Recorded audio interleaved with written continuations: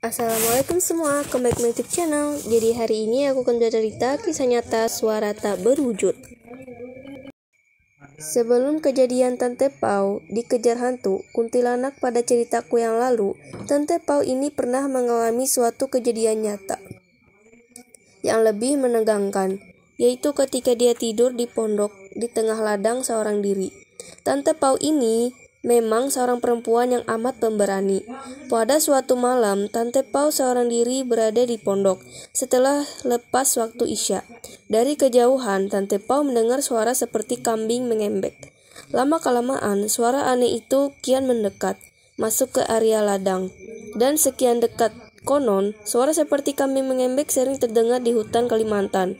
Adalah makhluk gaib yang bila tampak wujudnya menyeramkan. Dan konon katanya bisa menerkam manusia yang bisa mengakibatkan kematian. Tante Pau buru-buru masuk ke dalam kelambu. Dia lupa ayat yang pernah diajarkan oleh ibunya untuk mengusir makhluk yang suaranya menyerupai kambing itu. Suara makhluk itu mengelilingi pondok, bahkan suaranya persis kolong tempat duduknya, yaitu di bawah pondok. Suaranya kadang menghilang sebentar. Kemudian suara mengaum lagi hingga dini hari. Menjelang fajar menyingsing, barulah makhluk itu pergi menjauh. Dan hampir satu malam, suntuk Tante Pau tidak dapat tidur karena diganggu oleh suara makhluk gaib itu. Pada siang harinya, ibu Tante Pau datang dari kampung. Tante merasa lega, dan Tante menceritakan pengalamannya semalam pada ibunya. Dan pada malam yang kedua, suara makhluk itu terdengar lagi dari kejauhan. Tante Pau memberi isyarat kepada ibunya, kalau makhluk yang semalam mengganggu dia, kini sudah datang lagi dari kejauhan. Sudah terdengar suara embeknya yang menyerupai suara kambing. Ibunya Tante Pau bilang, biarkan saja makhluk itu lebih mendekat. Nanti aku akan baca ayatnya untuk mengusirnya, biar dia tahu rasa. Tiba-tiba suara makhluk aneh itu sudah berada di tengah ladang tak jauh dari pondok. Si ibu membaca doa, kemudian menghembuskan ke arah suara tadi.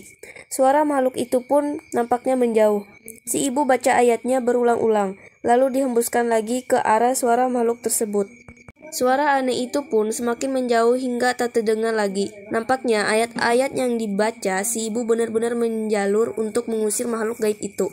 Namun sayang, ilmu si ibu tak ada mewarisi beliau. Meninggal dunia pada tahun 1995. Nah guys, jadi gitu kisahnya. Bagi yang belum subscribe dulu ya. Dan jangan lupa juga klik notifikasinya agar kalian gak ketinggalan cerita atau konten lainnya dari aku. Wassalamualaikum warahmatullahi wabarakatuh. Terima kasih dan nonton video ini sampai habis.